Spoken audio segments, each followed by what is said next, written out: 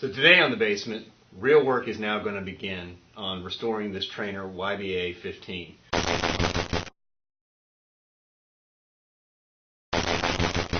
So first thing I'm going to do is I'm going to take the face plates off both the head as well as the cabinet, and we're going to start restoring those.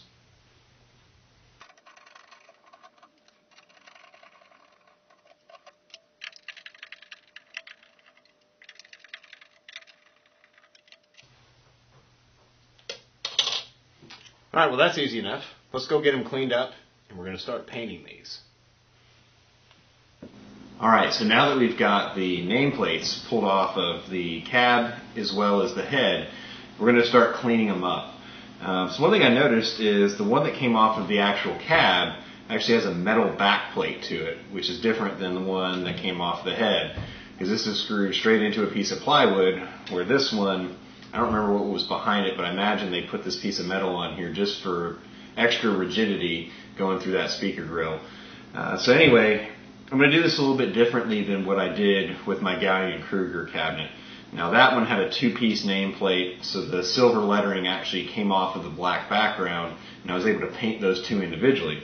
But you can see here, this is one piece that's got the logo raised above, kind of like a leather finished background. And, well, I want it to look professional, I want it to look clean, but I don't want to have to paint this by hand. So the process I'm going to do, or I'm going to try out this time, and you'll see whether or not it works in the end result, but I'm going to start by cleaning this up, smoothing off some of these rough edges and these scratch marks that are actually on the name part of the faceplate, and then I'm going to shoot some black automotive paint on both of the nameplates, the entire thing. Mainly what I'm trying to accomplish is get the black background a nice clean finish. Then once I've gotten a couple of coats of that on it and I've let it dry overnight, then I'm going to come back and coat the whole thing with Plasti-Dip. And the reason why I want to use Plasti-Dip is mainly because it peels off. So what I'm going to do is I'm going to shoot the whole thing in Plasti-Dip, and I'm going to take an X-Acto blade and I'm going to trace out the letters here and peel off the Plasti-Dip from the actual letters themselves. Once the letters are peeled off, then I'm going to shoot the whole thing in silver.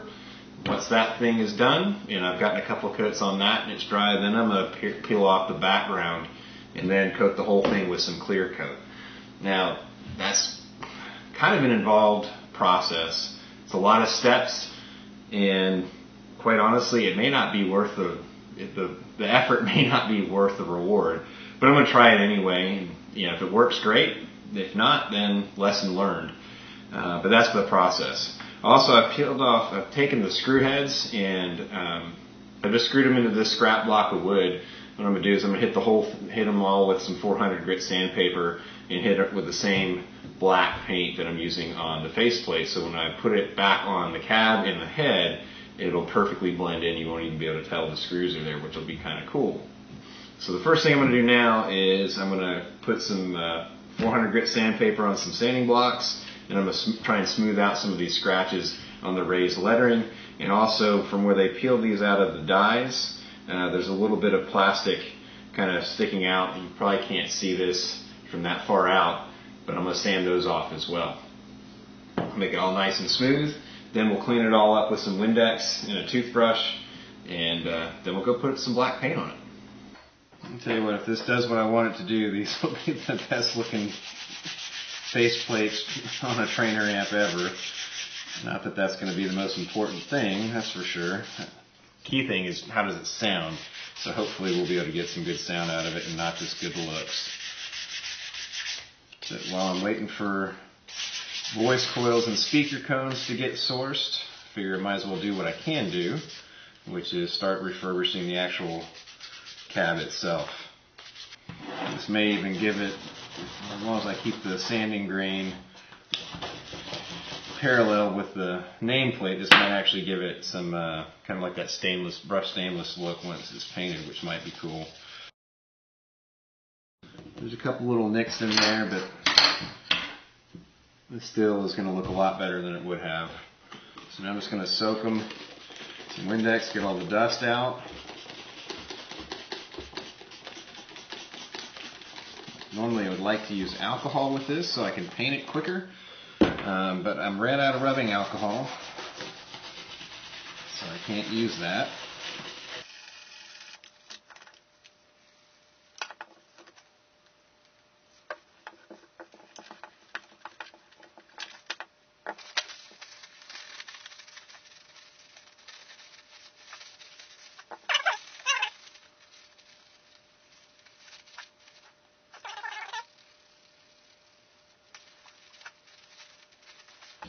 Alright, I'm going to let these air dry for about 15 minutes or so, and then we'll go out to the garage and we'll put some black paint on these guys. But first, before I forget, let me do these screw heads.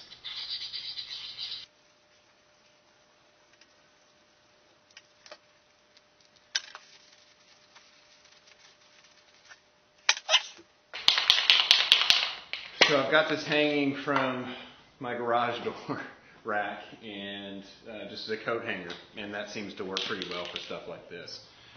So now we're just going to shoot some light coats. I'm just going to do 2 really light coats and kind of go from there.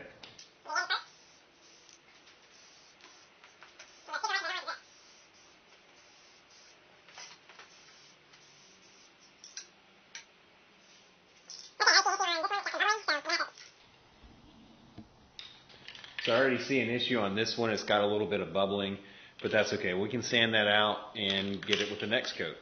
All right, so we're back. It's the next day. You can see we've coated this with 2 coats of automotive paint, and it's dried overnight, and now it should be good to go.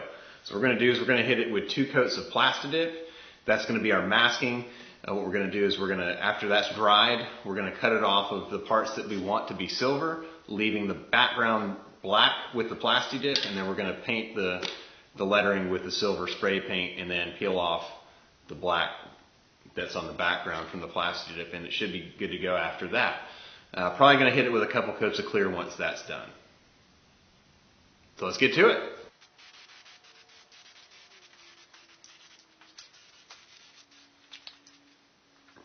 Alright, and we're back. It's a couple days later.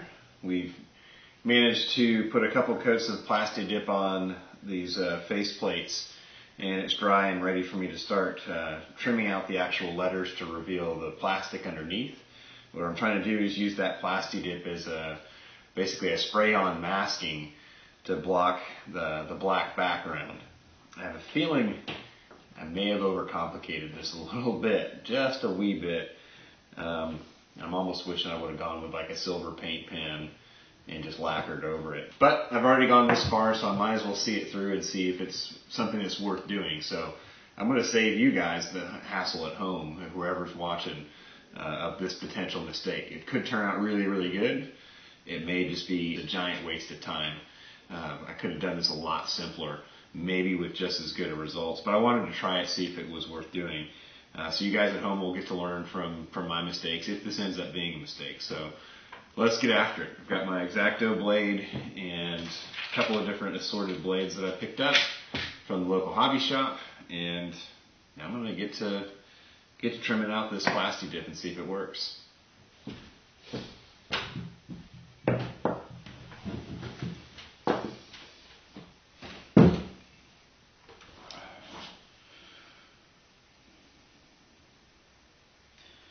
First thing I'm going to do is I'm going to trim around the inside of the outside border. I'm just lightly scoring it. This should be the easiest part and should tell me if this is a waste of time or not.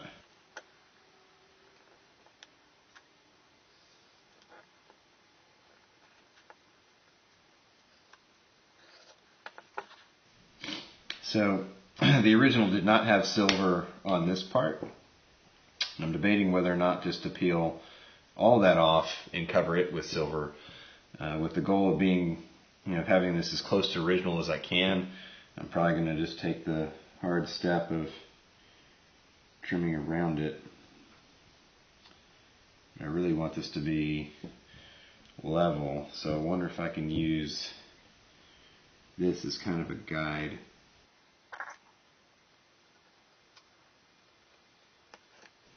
It's pretty straight.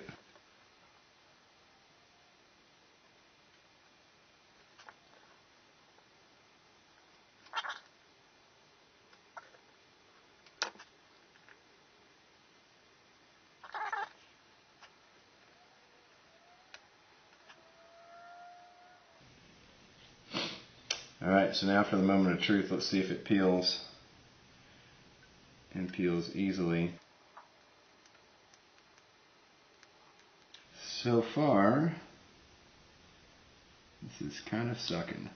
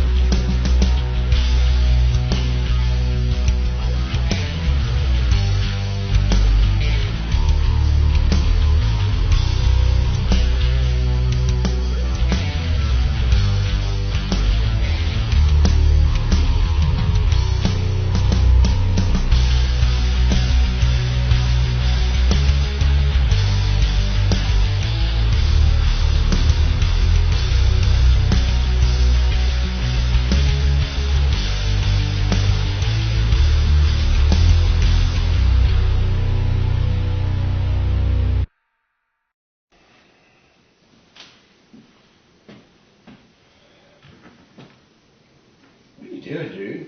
You just had to make this way more complicated than it needed to be, didn't you? Yeah, well, hindsight is 20/20, isn't it? What can I tell you? What is with this guy?